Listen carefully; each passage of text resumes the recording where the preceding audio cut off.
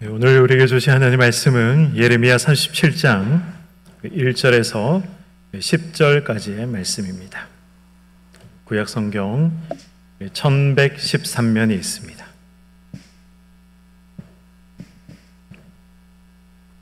예레미야 37장 1절에서 10절까지의 말씀 우리 함께 교독하시겠습니다.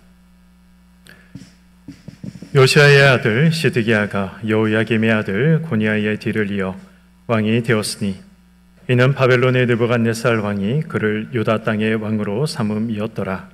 그와 그의 신하와 그의 땅 백성이 여호와께서 선지자 예레미야에게 하신 말씀을 듣지 아니하니라.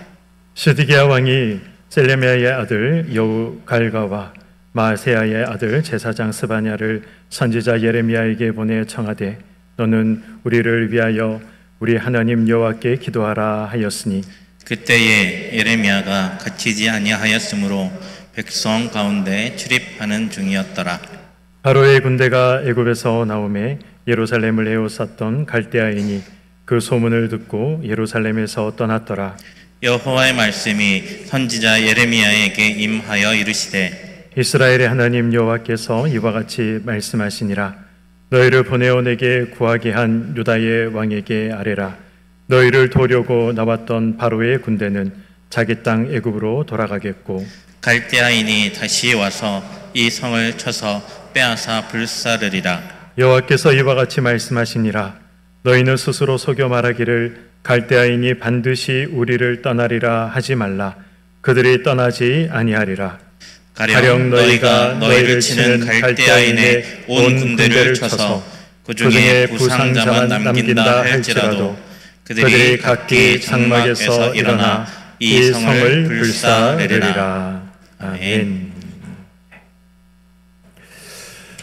네, 우리 성도님들은 당근 하면 무엇이 떠오르십니까? 당근. 먹는 당근보다 요즘 사람들은 이 중고 물건을 사고 파는 이 중고 거래 앱을 사람들은 더 많이 떠올릴 듯 합니다. 저도 로이가 태어나고 난 다음부터 당근 거래를 굉장히 많이 하고 있습니다. 제가 많이 한다기보다는 제 아내가 이제 어디 가서 뭐 좀 가지고 와 하면 네, 제가 이제 가지고 주로 이제 가는 편이죠. 이 당근 거래를 해보신 분들은 아시겠지만 이제 당근 거래를 시작하면 보통은 이 구매자와 판매자가 이제 가격을 흥정하기 시작합니다. 이 흥정을 시작하면 이제 판매하는 사람은 자신이 이 정도 가격은 받고 싶다라는 그 가격에서부터 이제 조금씩 양보를 하게 되고 구입을 하고자 하는 사람은 이 정도 가격 선에서 구입을 하고 싶다라고 생각하는 또 그 가격 선에서 또 조금씩 양보를 하게 되죠. 그래서 서로의 의견이 조율이 되면 이제 거래를 하게 되는 것입니다. 우리가 이 세상을 살다가 보면 타협을 하는 이러한 이제 기술들이 필요합니다. 정치를 하면서도 서로 이제 타협을 하게 되고 그리고 또 뭐 회사 생활을 하다가 보면 특별히 이제 노사의 문제 이런 문제들도 이제 일어나게 되는데 타협의 또 기술들이 필요할 때가 있습니다. 그러나 타협을 우리가 결코 할 수 없는 그런 문제가 있습니다. 양보를 할 수 없는 그런 문제들도 있는 것이죠. 어떤 부분에서 우리는 타협할 수 없을까요? 특별히 신앙 문제에 있어서 우리는 타협할 수 없는 부분이 있습니다. 영적인 부분에서 우리가 타협할 수 없는 부분이 있는 것이죠. 하나님이 악한 세력과 타협하셨다. 하나님께서 거짓 세력과 타협하셨다. 하나님께서 세상과 타협하셨다. 뭐 이런 성경의 기록 보신 적 있으십니까? 예수님께서 세상과 타협하셨다. 예수님께서 악한 세력과 타협하셨다. 이런 성경의 기록 아마 보신 적 없으실 것입니다. 왜냐하면 성경이 그런 기록이 나와 있지 않기 때문에 그렇습니다. 하나님은 오직 선으로 행하시고 하나님께서 하나님의 이 주권으로 세상을 다스리고 움직이시는 분이시기 때문에 하나님께서 타협이 필요 없는 분이시죠. 그래서 타협을 하시지도 타협을 필요로 하시지도 않기 때문에 하나님은 타협하는 분이 아니십니다. 오늘 본문을 보시면 이제 예레미야 선지자가 등장을 하고 있습니다. 그리고 예레미야 선지자는 하나님께서 말씀하라라고 하신 부분을 세상을 향해서 하나님께서 말씀하라 하신 부분을 전하게 됩니다. 하나님께서 말씀하라 한 내용, 그 내용을 전하면서 예레미야 선지자는 조금도 타협을 하지 않습니다. 어떤 위험과 협박 속에서도 꿋꿋하게 하나님께서 전하라 하신 내용을 그대로 전하는 예레미야의 모습을 우리는 볼 수가 있습니다. 오늘 사건은 남유다가 멸망하기 전 2년 전에 있었던 일입니다. 당시 남유다의 왕, 그 왕이 누굽니까? 오늘 본문에 등장하고 있는 시드기야라는 왕이었습니다. 이 시드기야 왕은 누가 세운 왕이냐? 느부갓네살이라는 바벨론의 왕이 세운 사람이었습니다. 왕이라고는 하지만 바벨론의 느부갓네살이라는 왕이 세운 왕이었기 때문에 어떻게 본다면 꼭두각시와 같은 그런 존재였던 것이죠. 왕이었으나 힘이 없는 그런 왕이었습니다. 이런 시드기야 왕의 마음 가운데 어떤 마음이 찾아왔습니까? 바벨론과 대적하기 위해서 이 주변 나라들과 힘을 모아서 이 바벨론 왕과 대적해야겠다라는 그런 마음이 이 시드기야 마음 가운데 찾아왔던 것이죠. 이 일은 하나님께서 원하지 않는 일이었습니다. 이 일은 하나님께서 기뻐하지 않는 일이었습니다. 우리가 지금 금요 돌파 기도의 시간에 에스겔을 살펴보고 있지 않습니까? 에스겔을 통해서 우리가 종종 이 예레미야 선지자를 언급하고 있는데 하나님께서 예레미야를 통해서 말씀하셨던 내용이 무엇입니까? 바벨론을 통해서 이스라엘이 이 심판받는 것, 바벨론이 이 인생의 막대기가 되어서 하나님의 채찍이 되어서 하나님의 이 심판을 받는 것, 징계를 받는 것, 그것이 하나님의 뜻이었습니다.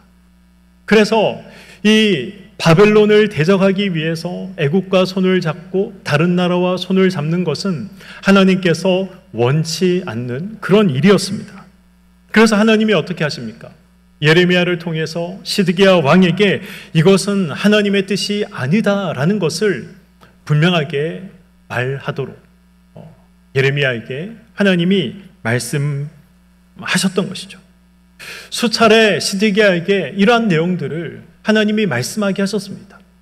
그러나 시드기야 왕은 이러한 사실들을 들은 척하지 않았던 것이죠. 그래서 예레미야는 2절 말씀에 이렇게 기록하고 있습니다. 그와 그의 신하와 그의 땅 백성이 여호와께서 선지자 예레미야에게 하신 말씀을 듣지 아니하니라 라고 말씀하고 있습니다. 듣지 아니했다. 듣지 아니했을 뿐만 아니라 예레미야 선지자를 어떻게 취급합니까? 매국노 취급을 한 것이죠. 사실 우리도 그렇지 않겠습니까? 아니 지금 나라가 바벨론에 의해서 좌지우지되고 나라가 바벨론에 의해서 지금 멸망당하기 일보 직전이라면 나라를 구하기 위해서 무언가를 해야 하지 않겠습니까? 그런데 지금 하나님이 전하라고 했다라고 이야기하면서 바벨론에 의해서 멸망당하는 것이 하나님의 뜻이다라고 말한다면 누가 그 말을 좋아하겠습니까? 나라를 구하기 위해서 무언가 해야 하지 않겠습니까? 그런데 이 바벨론 손에 의해서 멸망당하는 것이 하나님의 뜻이니 아무것도 하지 말라라고 말한다면 우리라도 매국노 취급을 하지 않겠습니까?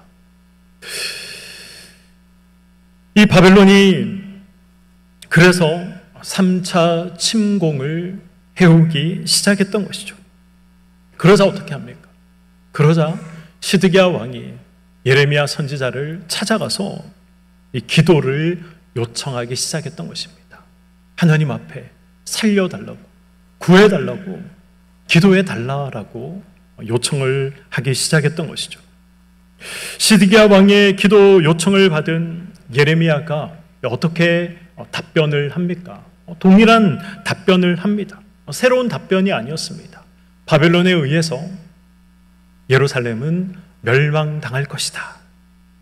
하나님께서 말씀하신 그 심판의 메시지를 동일하게 시드기야 왕에게 그대로 전했습니다. 오늘 본문 7절의 말씀입니다. 이스라엘의 하나님 여호와께서 이와 같이 말씀하시니라. 너희를 보내어 내게 구하게 한 유다의 왕에게 아뢰라.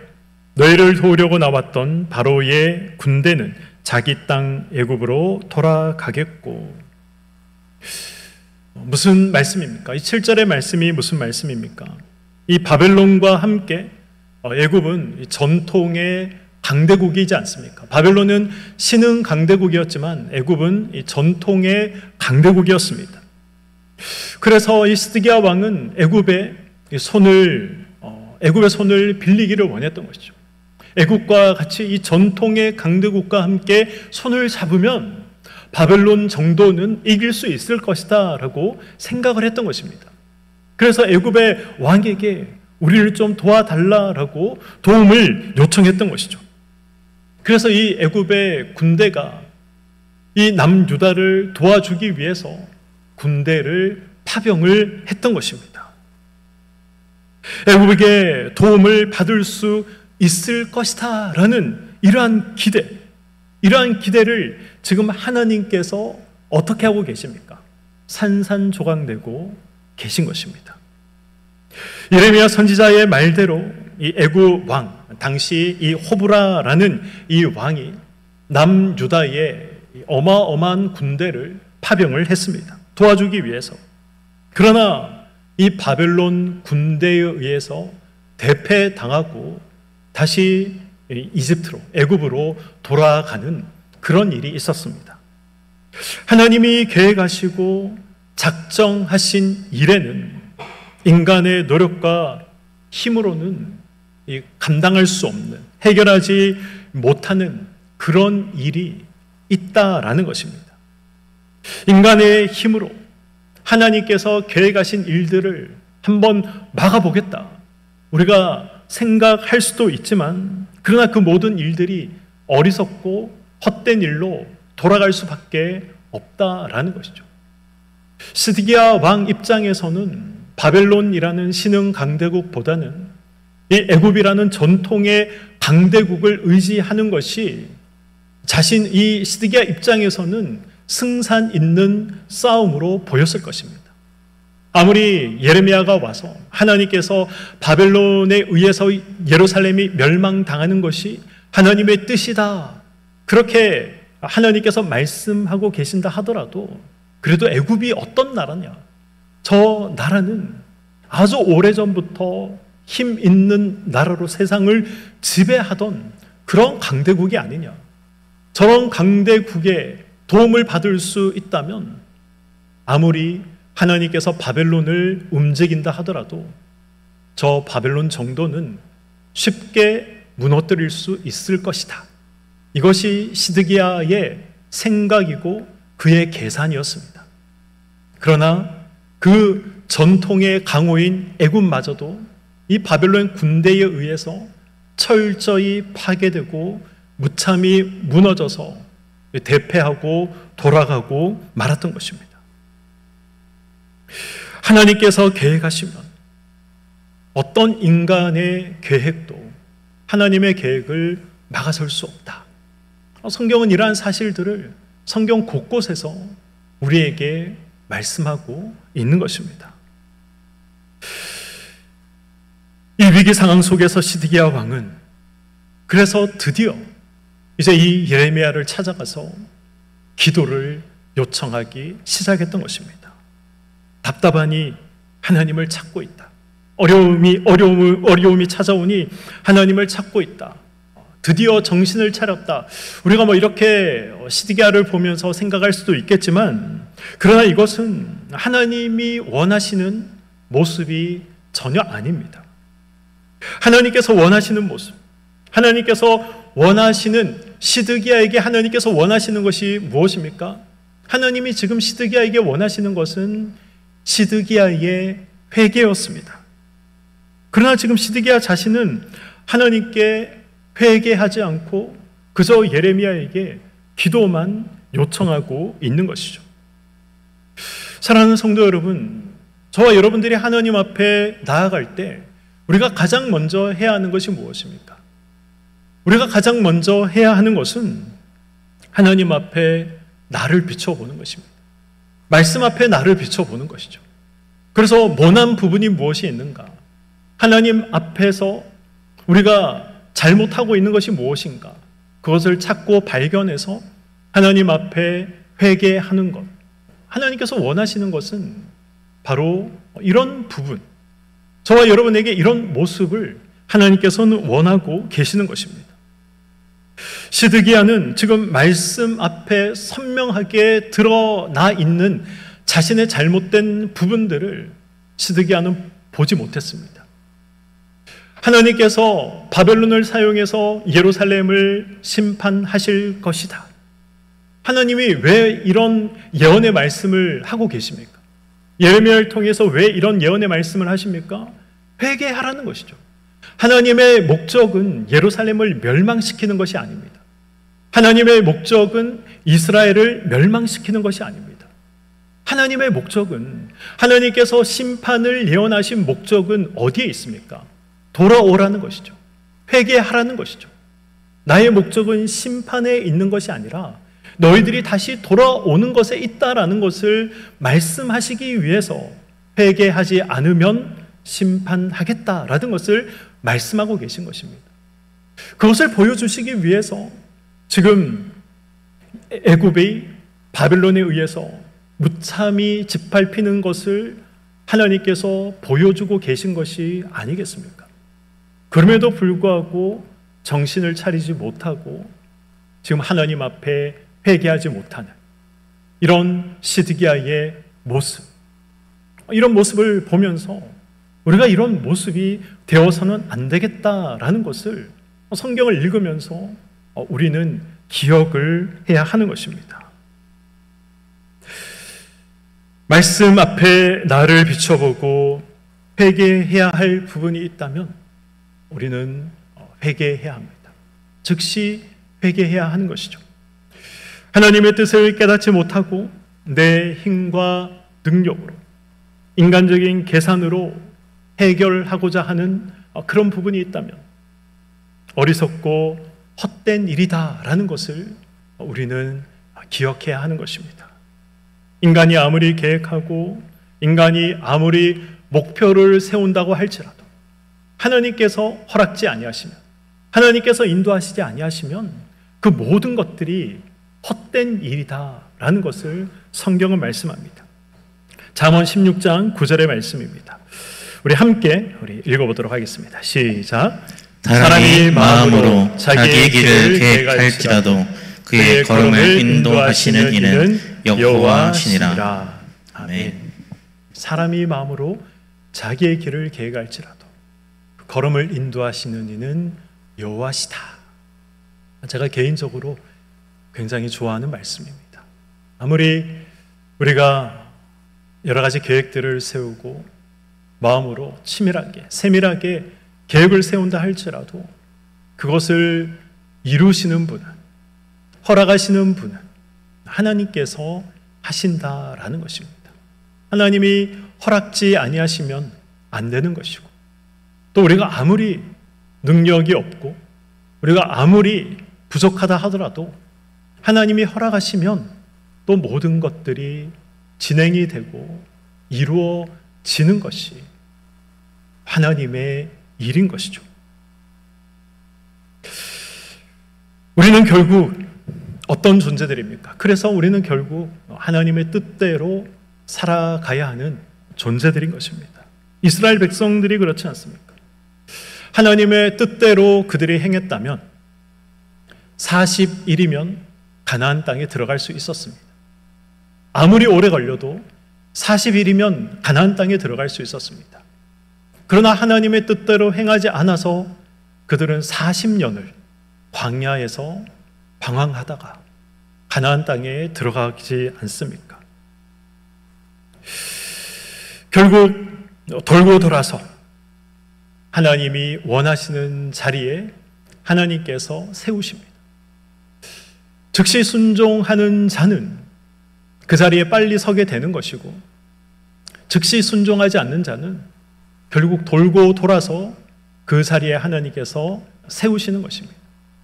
결국 하나님이 원하시는 자리에 우리는 다 서게 됩니다. 반드시 하나님께서 목표한 자리에 저와 여러분은 다 서 있게 됩니다.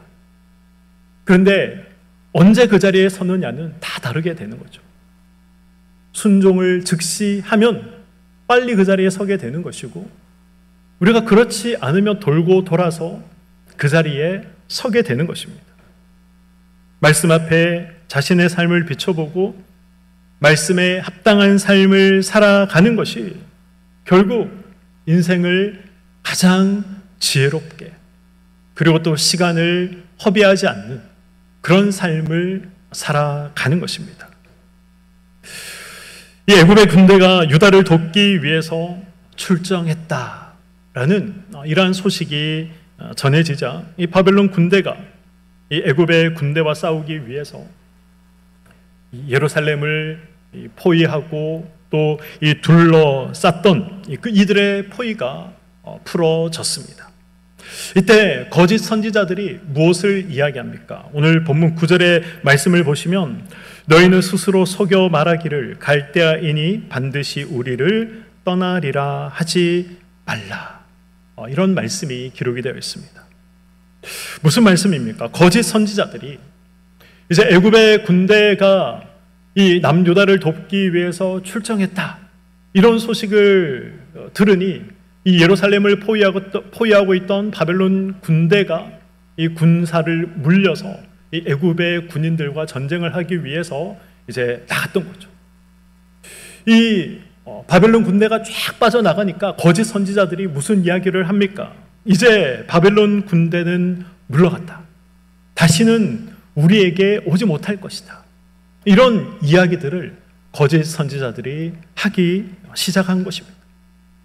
이 예레미야 선지자는 바벨론은 절대로 떠나지 아니할 것이다, 이렇게 이야기를 하는 것입니다. 거짓 선지자는 다시 우리에게 오지 않을 것이다, 이렇게 이야기를 하고 있지만 예레미야는 바벨론이 절대 우리를 포기하지 않는다, 이렇게 상반된 이야기를 하고 있는 것이죠. 그리고 누구의 말이 진짜였습니까? 예레미야의 말이 진짜였죠. 결국 바벨론이 승리하고 다시 돌아와서 예루살렘은 처참하게 불에 다 타서 사라지고 무너지고 결국 남유다도 멸망하고 말았습니다. 10절 말씀을 한번 보시기 바랍니다. 그 중에 부상자만 남긴다 할지라도 그들이 각기 장막에서 일어나 이 성을 불사르리라. 바벨론 군대가 만약 애국과의 전쟁에서 패한다 할지라도, 그래서 부상자들만 남는다 할지라도 하나님께서 어떻게 하시겠다고 하십니까? 그 부상자들만으로도 이 예루살렘을 멸망시키시겠다라고 말씀하고 계신 것입니다. 무슨 말입니까? 하나님께서 반드시 멸망시키시겠다라는 것은 하나님의 강한 의지를 지금 이 10절 말씀 속에 담아내고 있는 것이죠. 하나님이 작정하시면 누구도 막을 수 없다라는 사실을 말씀하고 있는 것입니다. 사랑하는 성도 여러분, 하나님께서 예루살렘을 멸망시키시겠다라고 작정하셨고 예언하셨던 것처럼, 그리고 그 예언이 그대로 이루어졌던 것처럼 하나님께서 동일하게 우리에게 예언하셨습니다. 그렇지 않습니까? 하나님께서 세상을 반드시 심판하시겠다라고 예언하셨습니다. 예수님께서 이 땅에 반드시 다시 오실 것이고, 그때는 구원주로 이 땅에 오시는 것이 아니라 심판주로 이 땅에 오실 것이다 라고 예언하셨습니다. 남유다 백성들처럼, 시드기야 왕처럼 이 멸망의 메시지를 우리가 혹시 무시하며 살아가고 있지는 않으십니까? 이 땅에서 우리가 자손 만대 잘 살 것이다, 그렇게 착각하며 저와 여러분이 살아가고 있지는 않으십니까? 예루살렘이 불 속에서 사라졌던 것처럼 이 세상도 불 속에서 사라질 것입니다. 그것이 하나님께서 세상을 향해 예언하신 심판의 예언입니다. 베드로서 3장 10절에서 12절은 이렇게 말씀하고 있습니다. 그러나 주의 날이 도둑같이 오리니 그날에는 하늘이 큰 소리로 떠나가고 물질이 뜨거운 불에 풀어지고 땅과 그 중에 있는 모든 일이 드러나리로다. 이 모든 것이 이렇게 풀어지리니 너희가 어떠한 사람이 되어야 마땅하냐? 거룩한 행실과 경건함으로 하나님의 날이 임하기를 바라보고 간절히 사모하라. 그날에 하늘이 불에 타서 풀어지고 물질이 뜨거운 불에 녹아지려니와 우리는 그의 약속대로 의가 있는 곳인 새하늘과 새 땅을 바라보도다. 아멘. 방금 읽은 베드로서 3장 10절에서 12절 말씀, 여기에 불이라는 말씀이 3번이나 등장을 하고 있습니다. 세상의 끝날은 하나님께서 불로 심판하실 것이다. 하나님께서 이미 예언하고 계시고 하나님께서 이미 작정하고 계신 내용입니다. 그날은 언제일지는 우리는 모릅니다. 하나님께서만 알고 계신 날이죠. 그러나 그 끝날이 어떻게 끝날 것이다 라는 것은 성경이 우리에게 말씀하고 있습니다. 불로 끝날 것이다 라고 말씀하고 있는 것이죠. 그러므로 그날이 있을 것이다 라고 알고 있는 저와 여러분들은 어떻게 해야 하겠습니까? 지금 남유다 백성들에게 하나님께서 원하시고 계시는 것이 무엇입니까? 우리가 에스겔을 통해서 살펴봤던 것처럼 하나님께서 에스겔서에서 예루살렘이 어떻게 끝날 것이다, 불로 끝날 것이다, 하나님께서 예언하셨습니다.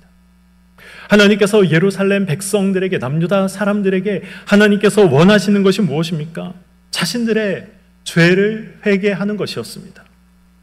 그러나 오늘 본문에 등장하고 있는 이 시드기야 이 왕을 비롯해서 남유다 사람들은 회개하지 않았습니다. 거짓 선지자들의 이 말에만 그들의 귀가 열려 있었던 것이죠.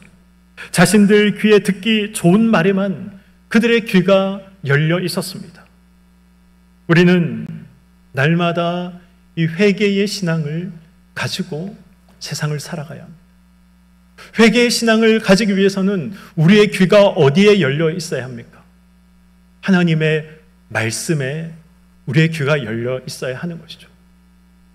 하나님의 말씀에는 축복의 말씀도 있지만 하나님의 말씀에는 책망의 말씀도 있고 징계의 말씀도 있고 심판의 말씀도 있습니다. 비록 우리가 듣기 싫은 말씀이라 하더라도, 우리의 죄를 책망하는 말씀이라 하더라도 그 말씀에 우리의 귀가 열려 있어야 하는 것이고 그 말씀에 우리가 반응할 수 있어야 하는 것입니다. 그래야 우리가 하나님 앞에서 온전한 모습으로, 하나님께서 기뻐하시는 모습으로 저와 여러분들이 살아갈 수 있는 것이고, 저와 여러분들이 이 심판을 준비하고 예비하며 살아갈 수 있는 것입니다. 하나님은 저와 여러분들이 먼저 십자가 앞에 엎드리기를 원하십니다. 오늘 시드기야는 자신의 죄는 회개할 줄 모르고 기도만 부탁하고 있습니다. 혹시 우리가 그런 신앙생활 하고 있지는 않은지 돌아보시기 바랍니다. 예수님은 다른 사람의 죄 때문에 십자가에서 몸을 찢으시고 피를 쏟으셨습니다. 예수님은 나의 죄 때문에 십자가에서 죽으셨죠. 나를 위해서 기도해줘. 우리가 그런 기도 부탁할 때가 있지 않습니까? 좋습니다. 그러나 내가 기도해야죠. 내가 하나님 앞에 기도해야죠. 그리고 내가 하나님 앞에 회개해야 되지 않겠습니까? 얼마든지 우리가 나를 위해서 좀 기도해 주세요. 부탁할 수 있습니다. 그러나 자신이 먼저 십자가 앞에 나가는 것, 그것이 가장 중요하다라는 사실을 우리는 잊어서는 안 될 것입니다. 하나님은 내가 먼저 십자가 앞에 나오기를 원하십니다. 하나님은 내가 먼저 십자가 앞에 회개하기를 원하십니다. 오늘 말씀을 통해 하나님은 유다 백성을 향해서 아주 단호하고 아주 분명한 심판을 선포하고 계십니다. 그리고 그 일은 실제 이루실 것이다 라고 말씀하고 계십니다. 그리고 우리가 다 알고 있는 것처럼 그 일은 실제로 이루어졌습니다. 하나님께서 유다에 대해서 이토록 가혹하게 대하고 계시는 이유가 무엇입니까? 하나님이 선택한 선민이지 않습니까? 하나님의 백성이지 않습니까? 하나님은 그들을 사랑하시고 하나님은 그들을 긍휼히 여기십니다. 그러나 그것은 하나님 앞에서 정직하고 하나님 앞에서 거룩하고 하나님 앞에서 진실하며 하나님 앞에서 은혜를 갈구하며 살아갈 때에만 가능한 것입니다. 그들은 날이 갈수록 시간이 지나면 지날수록 하나님 앞에서 거짓되고 부정직하며 하나님을 멸시하는 그런 태도로 하나님 앞에서 살아갔었습니다. 수없이 많은 그런 회개의 기회를 하나님께서 이스라엘 백성들에게 주셨습니다. 수백 년을 하나님께서 이스라엘 백성들에게 그런 기회를 주셨습니다. 가나안에 들어와서 사사시대를 보내고 통일 왕국 시대와 분열 왕국 시대를 보내며 거의 900년이라는 시간 동안 하나님께서 이스라엘 백성들에게 그러한 기회의 시간을 주셨지만 하나님께서 이스라엘 백성들이 그 모든 시간들, 기회들을 하나님 앞에서 죄를 행하는 것으로 그 모든 기회들을 다 날려버렸습니다. 요나가 니느웨에 가서 하나님의 심판을 전했을 때 이방 사람이었던 이 느느웨 사람조차 하나님이 허락하신 이 회개의 기회를 그들은 받아들이지 않습니까? 그러나 이 유다는 회개의 기회를 잃어버린 정도가 아니라 이를 멸시하고 경멸하는 그런 수준에 이른 것입니다. 우리는 이런 유다를 통해서 회개의 중요성, 이 회개의 중요성을 다시 한번 우리 마음에 새겨야 할 것입니다. 오늘 말씀을 맺도록 하겠습니다. 우리가 어떤 자리에 있는지 우리의 모습을 항상 돌아볼 필요가 있습니다. 내가 어떤 모습으로 살아가고 있는가? 내가 얼마나 죄 가운데 살아가고 있는가? 내가 하나님을 떠난 자리에 혹시 살아가고 있지는 않은가? 이런 모습들을 우리는 살펴볼 필요가 있습니다. 지금 당장 아무런 징계가 없다고 해서 안심하지 마시기 바랍니다.